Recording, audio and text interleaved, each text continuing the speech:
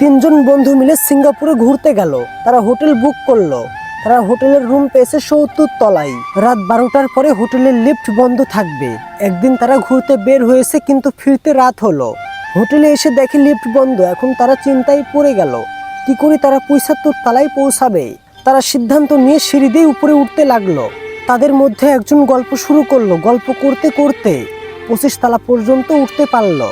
এরপরে আরেকজন গান বলতে লাগলো। গান বলতে বলতে তারা ৫০ তলা পর্যন্ত চলে আসলো। তৃতীয় জন, সে গান গল্প কিছুই পারে না। সেজন্য সে তার জীবনের ঘটে যাওয়া সমস্ত দুঃখ কষ্টের কথা বলতে শুরু করলো। তারপরে সব গল্প যখন বলা শেষ হয়, তখন তারা ৭৫ তলায় এসে পৌঁছালো। তারা যখন দরজা খুলতে গেল, তখন দেখলো তাদের কাছে চাবি নেই। সে চাবিটি তারা রিসেপশনেই রেখে এসেছে। সেখান থেকে তারা ওই চাবিটা নিয়ে আসে নাই। তবে এখন কি আর সম্ভব রিসেপশনে গিয়ে চাবিটি নিয়ে আসা? এমনভাবে যখন আমরা জীবনের ৩টি ধাপ পার করে কবরে গিয়ে পৌঁছাবো, যখন জান্নাতের সামনে গিয়ে দেখবো চাবি তো নামাজ দুনিয়া থেকে নিয়ে আসতে পারিনি, তখন কি আর দুনিয়াতে ফিরে আসা সম্ভব?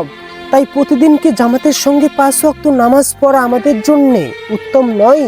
এবং জান্নাতের চাবিটিকে সঙ্গে রাখা প্রয়োজন নয়? মহান রাব্বুল আলামিন আমাদের সকলকে বুঝার তৌফিক দান করুক। আমরা সকলেই বলি আমিন। প্রত্যেকে ৫ ওয়াক্ত করে নামাজ পড়বো আর আল্লাহ তাআলার ইবাদত করব। ভিডিওটি অত্যন্ত গুরুত্বপূর্ণ, সেই জন্যে প্রত্যেকে শেয়ার করে দিবেন।